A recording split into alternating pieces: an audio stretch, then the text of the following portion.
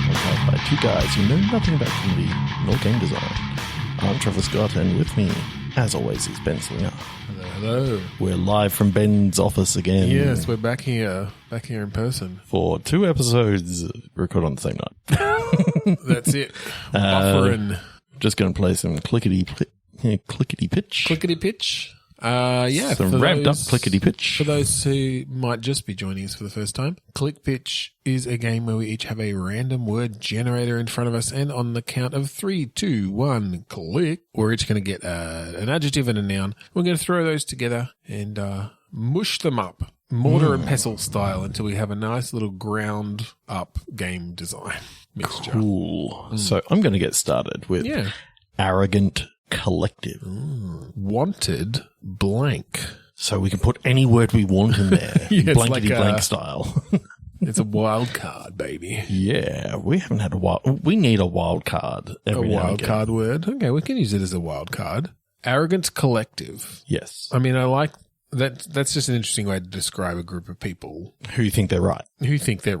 And their Most opinion is the people. only one whose thoughts matter. Yeah. So that could be anyone. And then, wanted. Does this group want something, or is somebody wanted, like by Dead the police or somewhere? alive? So it's Bon Jovi. He's a cowboy. Bon Jovi starts a cult. On a steel horse he rides. And he is wanted, dead or alive.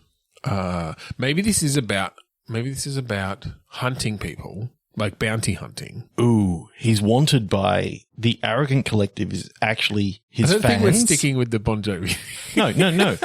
The arrogant collective is actually all Bon Jovi's fans. We play as Bon Jovi. You play as Bon Jovi trying to escape his rabid fans on a steel horse. Basically are taking everything seriously from what he was singing. It starts off and it's a random run. It's a random run. I don't know enough Bon Jovi lyrics for this game. It's just literally we're taking Wanted Dead or Alive in the city that he was playing in, and then like everyone starts rushing the stage. So it's got a little vignette. It's like a little cutscene at the start. Bon Jovi, Jon Bon Jovi, good old JBJ, up there on stage, finishes his set singing Wanted Dead or Alive. The big steel horse comes in because it's part of like a Trojan horse, and then the fans just overtake the bouncers or the security, start rushing the stage, and he's like, oh shit, hi-ho silver away.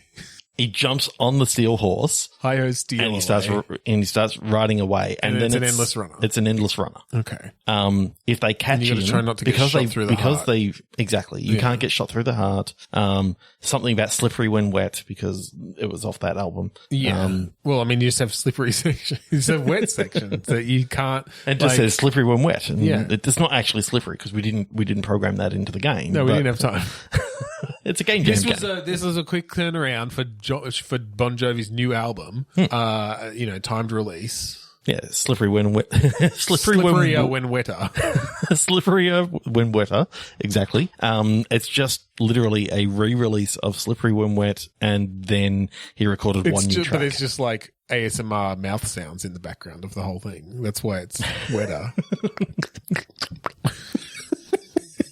It's just trying to build on the trend of the Gen Zers. Okay, when you're riding away on this steel horse, I think it goes to like a top-down sort of view, old Grand Theft Auto style. Yeah. And feels very arcadey. And you can tell when you've got the horde of people chasing after you, all literally singing, "You're wanted, wanted."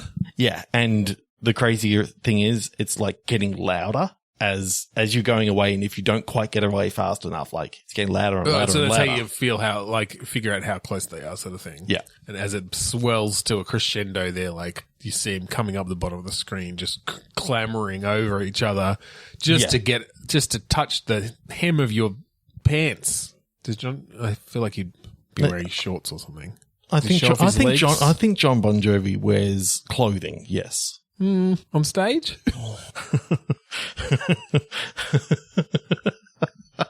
3-2 unclean. We're arguing over whether Jon Bon Jovi wears clothes. It's important. What is the art team going to do if we can't figure this out? Obliging yellow. Unbiased carrier. Carrier actually makes me think of some sort of disease, though. Yes. Rather than like a delivery game. Mm. Are you working as a freelance infection agent? This is where the unbiased comes in because you're doing it you're like a mercenary, doing it for the cash. Yep. You're delivering viral vials. No, I think you're going to a place on behalf of someone and infecting people. Infecting yourself. Well, you're infected. Like you just well, it's a way to sneak it in, right? It's viral warfare. The way that you sneak in is yes, you infect yourself with it and then you go to that place and you start licking people. Of course, it's yellow. And this particular disease, it attacks the liver first. Exactly, hence why you're yellow. You're kind of jaundiced. Well, I was thinking actually we'd just get Coldplay for the soundtrack. 2 musical acts. This is getting very expensive. Jon Bon Coldplay.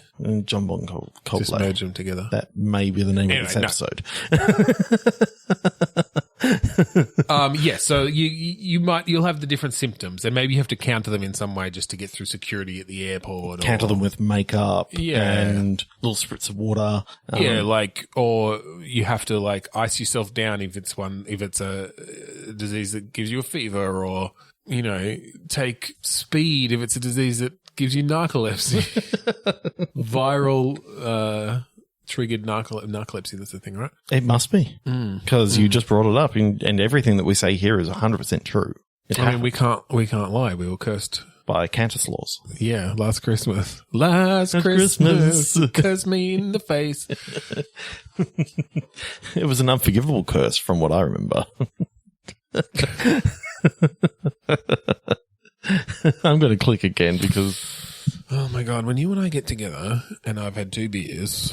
I've only had 1, so I'm not to be... Chaos. Guilty Doug. Guilty Doug. Assume it's D-U-G, but still, I do like the idea of Guilty Doug. D-O-U-G. Yeah. Vast highlight. Hair highlights? Yeah, I kind of... he literally, he had to change, get highlights in his hair because, he was guilty and wanted to change his look. So he's on the run, changing his look. Maybe this is like a road trip game of some sort. Vast could be about like, the vistas, like traveling off into the sunset in some way. You're on the run. Maybe, unjustly, he's guilty. Arrested. We know that Doug is guilty. True.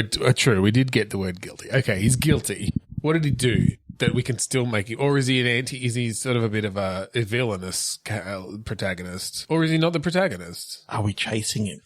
She's chasing guilty Doug. Yeah. You're a bounty hunter. Another fucking bounty hunter. No, let's make this a bit more personal. I think... You're his friend or partner or something. Boba Fett. His name's Doug. Oh, you're playing Boba Fett. Boba Fett married to Doug Fett. Right, Bob and Doug. Aren't they like Doug and Bob? Weren't they like a Canadian? I don't know. Rick Moranis, I'm pretty sure, was one of them. Yeah, I think so. Bob and Doug McKenzie, yeah. Yeah. Boba Fett and Doug Fett McKenzie Fett. This is the A. That's the okay. No, I like the idea of you know what this kind of reminds me of? That fucking movie with the Enema Bag Jones. Do you know this? Oh my God! What's the movie? It had Dave Foley in it, who was also a Canadian dude. He wasn't with no.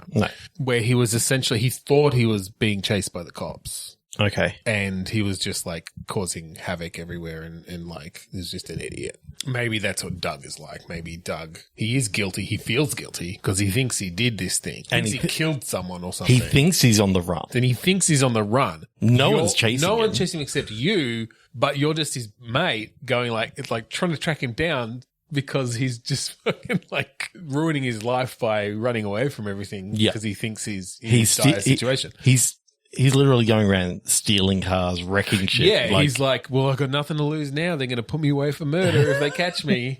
And you're like, no, Doug, no. It's fine. It was a dummy.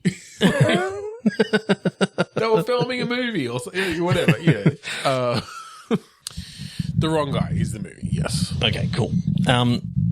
Okay, so I think you literally see a trail of destruction, and that's what you're chasing. You're chasing after like fire hydrants spewing water, like people and screaming, dead, like not dead maybe, but like maimed, injured, just maimed, just vaguely maimed, just slightly, yeah, just some slight maiming. Yeah, that's only slight, just a little bit. Doug's just a touch of maiming, because I think that's 100% what Doug would do. Yeah, what did Doug do? It's what Doug did. What Doug did, Doug did. Yeah. But did Doug do it?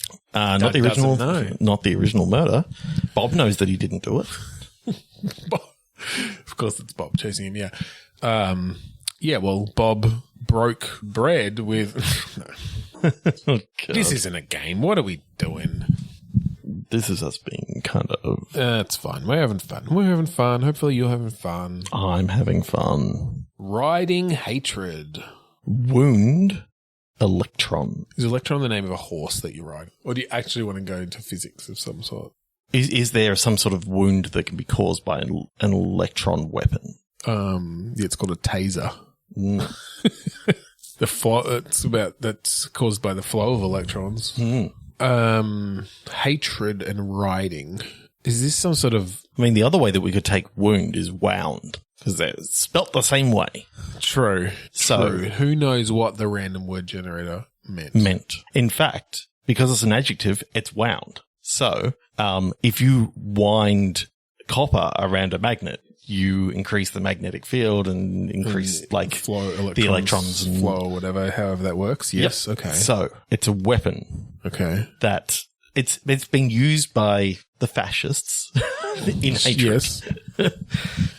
Okay. Well, maybe let's go to what sort of game is this. We'll bring in, there's some sort of makeshift electron weapon, electric weapon. Yeah. Who would make a weapon like that? Are you a teenager in science class and you get invaded?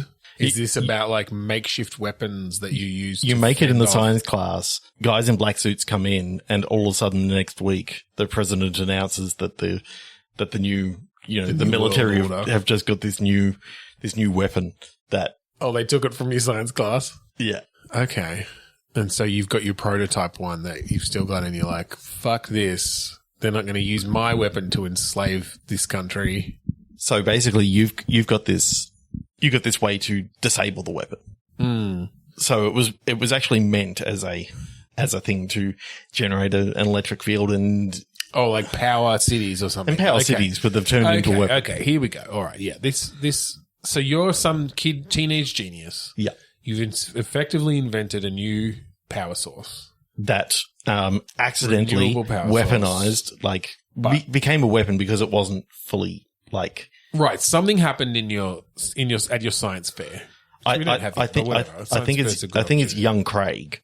Started poking at something and broke something. Fucking and Craig. And then Eliza's science experiment. Okay, so I think then though this weapon does not damage in that same way. I think it incapacitates in some way, or controls, or I think it incapacitates because I like the idea of this entire essentially gives people a seizure that knocks them out or something. Yeah, it knocks out the entire gym. Yeah, but because Eliza had her electric helmet sort of thing on. Yeah, and she's the only one who didn't get knocked out. Yeah, but then when the men in black, 3 seconds, or 5 minutes later, kicked down the door, Eliza pretended to be knocked out. Right. Yeah.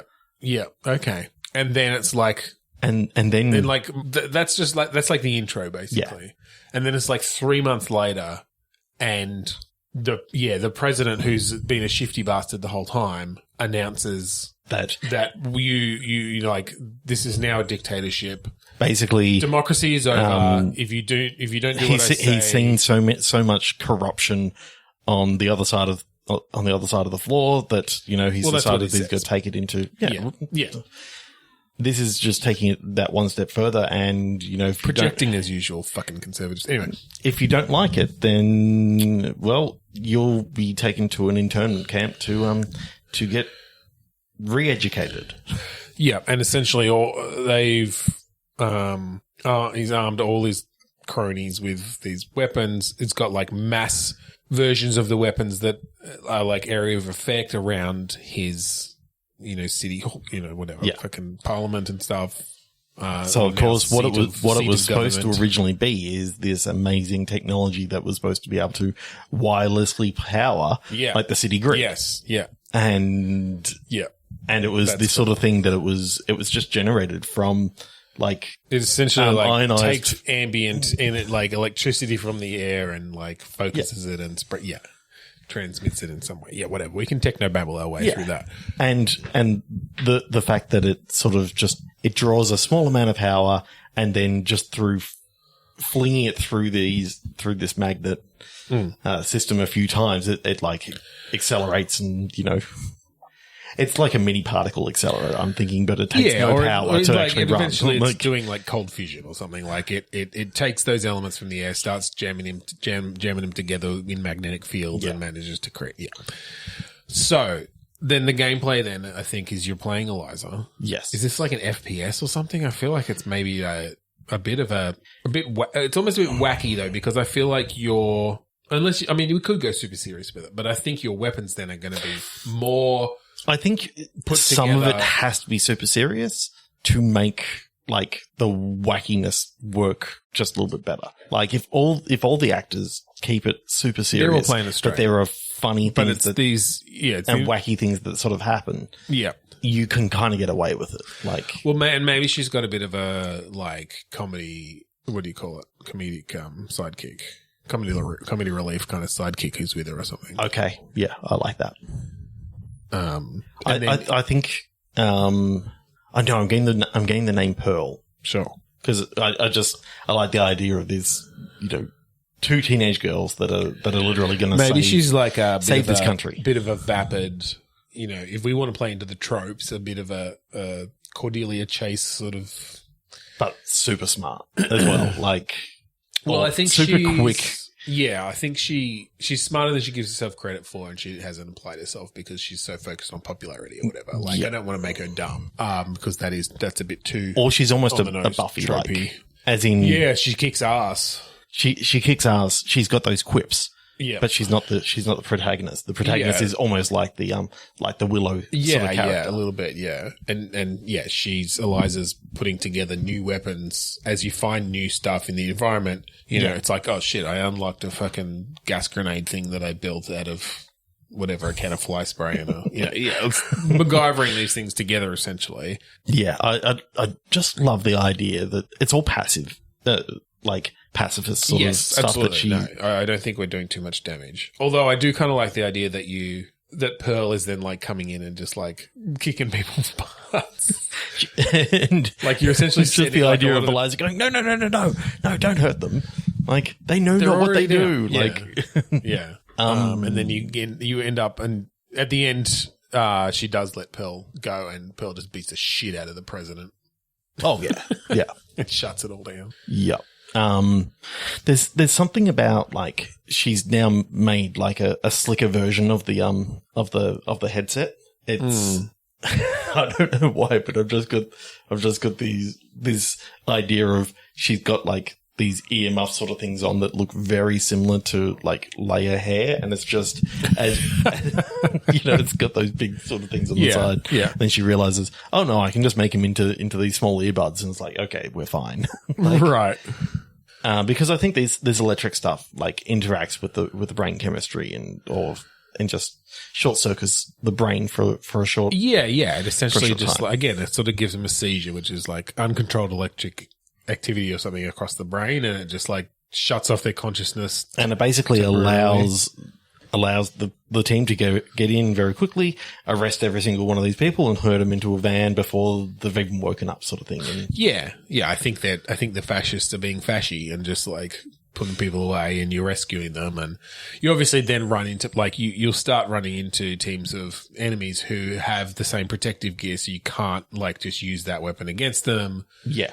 You've got to use your other, be strategic and that sort of thing. Yeah. And I think really the game's mostly built around combat events with narrative stuff in between, right? Like in a very just narrative first FPS sort of way, with new weapons and moves for Pearl or whatever, or like combos that you unlock as you go.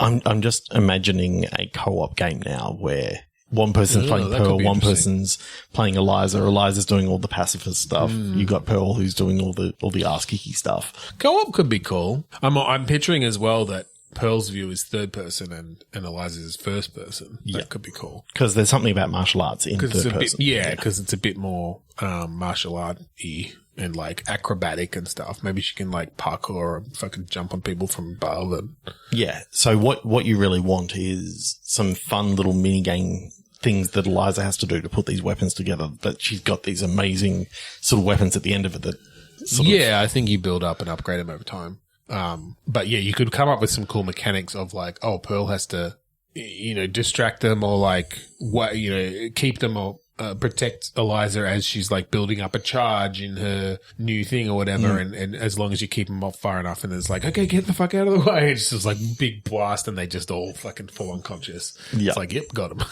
I think Eliza needs some fun things to do as well. Like you can't have her she's doing quick time events and all that sort of stuff. That's like one type of weapon or whatever, right? Like otherwise I think she's doing a lot of FPS gameplay. It's literally just like a shooter at that point. A little bit of stealth stuff, a little bit of... Yeah, and then also ways where it's like setting Eliza. Like maybe she's got a fucking, goop ray or freeze ray or something where it's like, I'll freeze this dude and Pearl can come and like, now kick off them to hit someone else or whatever. Like it creates a gameplay opportunity for Pearl. Creating those synergies, I think, between those two players could be really cool. Yeah, especially if, Pearl really needs to get in there, use this device to actually record these people, saying stuff. So this time Pearl has to actually go in and not fight, but actually ask the questions and... Oh, I see. Like infiltrate. Yeah. Well, that could be cool as well, bringing in stealth stuff and social stuff, where the other player, though, is having to do things to support them, where it's like... And it can be Eliza's far off with a scope, but that's got like a freaking X-ray vision on it or whatever, because there's one person in this building who knows who Pearl is. It's like the principal of the school or something who's now working for the whatever for the bad guys. And so excuse yourself, Pearl.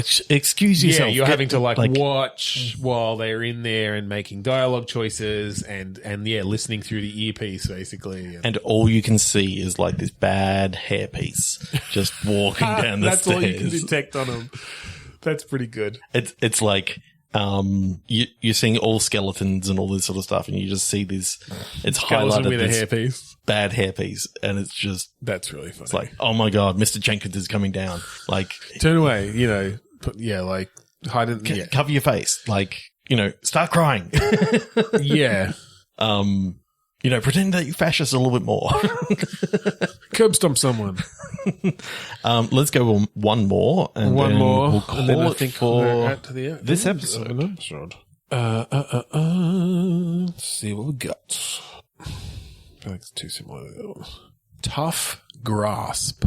Concealed barrier. I thought it was going to be concealed Barry. No. There's Barry and then there's barrier. So when I was thinking... And then barriest. Concealed and barrier, I was thinking barrier protection. Condom. And then you said tough grass. Tough grass. I'm like, oh my god, that's just... That's... So Barry... been caught with his pants down. Barry. Leisure Suit Barry. Beige suit Barry. Beige suit Barry. Gotta love that beige suit. It's just a bear suit. bear suit Barry. Oh my god. Okay, bear suit Barry is looking for love in all the wrong places, like caves and shit. Yeah, there's no one there. He really should have gone to a furry convention instead. Yeah, he got confused on the way to the furry convention and literally went to the woods. Just went into the woods, and now there's a bear who has taken a shine to him, and he can't take the bear suit off. This is literally like a game jam game where you are under the arm of a bear. You are in a bear suit. Hey, boo boo. Hey, Barry. Hey, Barry. Hey, Barry. Can you get me a picnic basket? No, I think it's a real bear. Who's taken a shine because you had like a rather realistic bear costume, which absolutely. is very unusual for like a furry costume. It's usually more. I mean, maybe it's not furry, like no, whatever. Yeah, it's a subsect of furriness that goes for realism over cartoonishness. Yeah. But yeah, this bear is like, oh, sexy bear, come here. And all you could do is run into the cave, and now you're like trapped. And it's all about like distracting. It's an escape room set in a cave. It's an escape room set in a cave with an angry bear, or not an angry bear, but like a horny bear, basically, or at least a romantically inclined bear. You turn around for too long, you turn back, and it's like, oh shit, those candles weren't lit before. Fucking candle! It's like classically romantic.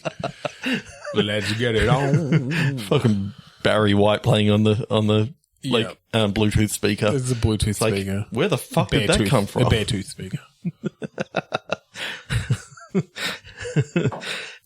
I don't know.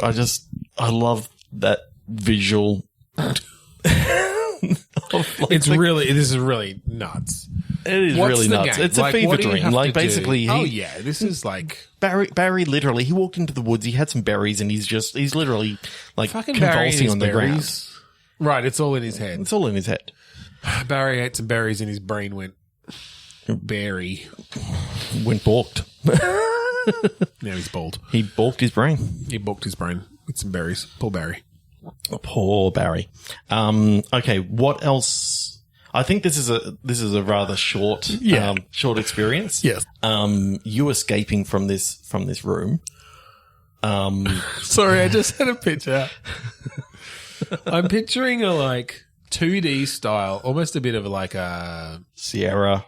No, what like even it's a Dark Side Detective kind of thing. See, or no, McPixel is what I'm picturing. I was thinking the Aurat Cave, right? Like from Space Quest 1. What I had an image that was funny, and it's not even gameplay. It's stupid, and it is very McPixel actually. Now that I think of it, is that like the bear is asleep and has its arm over you. Mm-hmm. And you're trying to sneak away, but as you sneak, the bear's arm just gets longer and longer, like across the whole cave. It's still just reaching to you. It's like 10 times the length of the. No. Now it's just one mini game, and you're just trying to reach like. But you know what it is? The other arm is getting shorter. It's pulling it in, so you know where the limit is. Oh no, it's a slender bear. It's fucking stretch arm bear. Oh my god! I'm just imagining when it stands up. It's like that wasn't as thin as that before, and oh my god, what happened to his Armstrong? face? There you go, Grizzly Armstrong. That's better. Grizzly Armstrong. Oh my god. Okay, how do you get out of this? Like, shoot it in the head. Come on, that's not right. You can't kill a How do you get out? bear. No, I know. Do you have to like convince it to hibernate in some way? I like that. Yeah. You turn the thermostat all the way down and you make it feel like it's winter. It's winter. Yeah. This just feels like a scene from a like adventure game kind of thing or something. Like a wacky, again, a McPixel style or a, yeah. This is a McPixel level. Yeah. Have you played McPixel? No, I haven't played McPixel. You need to play it. It's really funny. Maybe we will go through it. I can show you after. Yeah. All right. Okay. Yes. You turn the thermostat down. So how do you fake get? Oh yeah, you've got to shave the soap down to create snowflakes. The bear. No, that's after he falls asleep. You just do this. You're all dandruffy. Oh god. Unless you're talking the bear suit. Yeah, the bear suit. It's all got Dandruff all covered in dandruff. Yeah. No, I like the idea of shaving down the soap. Yeah, sure. Because they use soap flakes. Yeah, all the time for snow. And literally, once you have to switch the Bluetooth speaker over to lullabies. Yes, and it's he likes ones involving bears. So rockabye baby. Yeah. Yep. I was thinking, rockabye your bear sort of thing. The Wiggles. Oh, the Wiggles. Yeah, likes the Wiggles. Basically, like half of this game is the puzzles just are figuring out how to get. No, I was just gonna say figuring out how to like pair your phone with the Bluetooth speaker because like that never works properly. Yeah. There is a cupboard at the back that when you get it open, it's just full of soap, so you know that you're fine for the snow. Yeah. Well, you wouldn't because you want to shower before you leave as well. And the bear is he likes being clean. Oh, this bear's got it's just actually like in a fully set up apartment in here. Yeah. It's like modern. It's really impressive. In fact, if you just started the game in here, you wouldn't know it was a cave at all. Like it's fully furnished and it's got it's got plaster on the walls. Wine cellar. Dimmer switch. Which is part of you have to like slowly turn it down. Handcuffs on the side of the bed. Yeah, I mean, bears can be kinky too. Yeah. Kinky Bear, I think, was a character that they cut from Play School. Yeah, I'm pretty sure. Yeah. It was cut. Big Ted, Little Ted, Kinky Ted.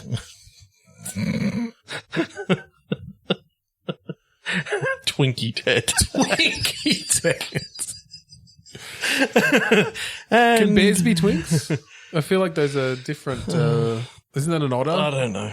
Oh my god. All right. I think we better end this fucking episode. Yes. If you would like to find any of our previous episodes online, sorry, I paused there because I was just for a moment thinking, like, why would they? Why would you? Go to podchaser.com/bitstorm. All of the previous episodes are there. Give us a listen. Give us a review. Do all of that. Do the needful. As they say in the IT. Well, we are right in IT, and I hear that. I hear that all the time from my colleagues. If you like the song that we play at the start and end of each episode, that song is called "Man to Find Self" of the album Containment Failure. It goes for a lot longer than the 30 seconds that we play, and I recommend listening to all of it, especially the bike, the cycling section in the middle. Yeah. So thank you again for joining us this week on Bitstorm. I'm Ben Slinger. I'm Trevor Scott. What did we do? What did we just do? What have we done? We've done it again. Wanted. Dead or alive.